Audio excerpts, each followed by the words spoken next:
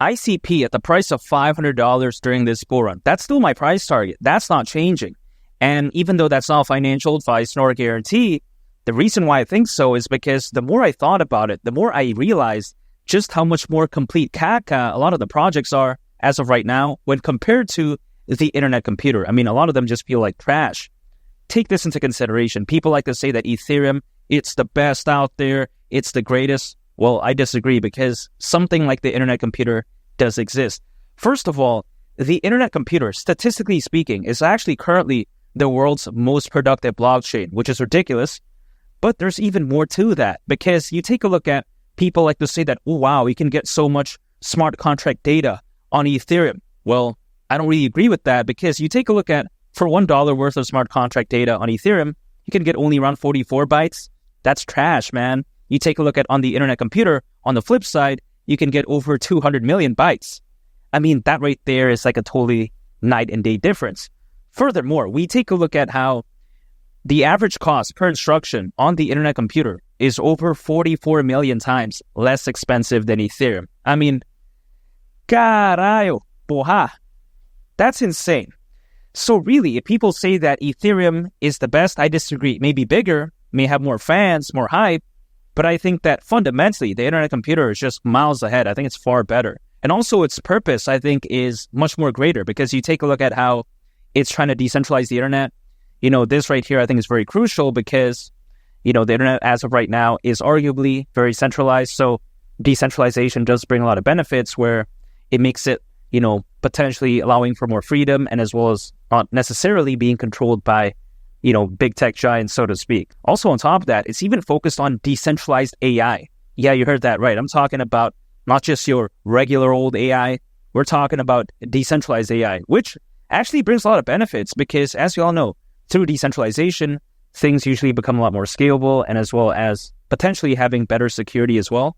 So when it comes to the internet computer, this is the forward-thinking mindset that they have. You know, it's not like the AI market is done or it's caca because even though some of the hype did die down as of late, you know, it's still predicted its market size to be worth nearly $2 trillion over the next 6 years, according to something called Grandview Research, which is very reputable.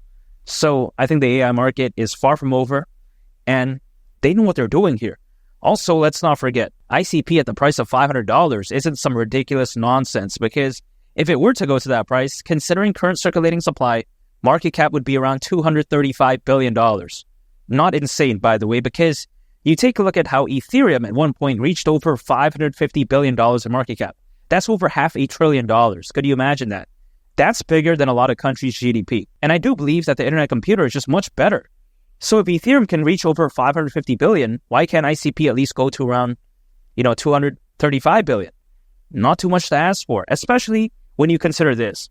Back in 2021, when Ethereum reached those amazing heights, the bull run that year actually doesn't compare, I think, from what we're about to see this time around, because back then, only around 300 million crypto owners during the peak of that bull run.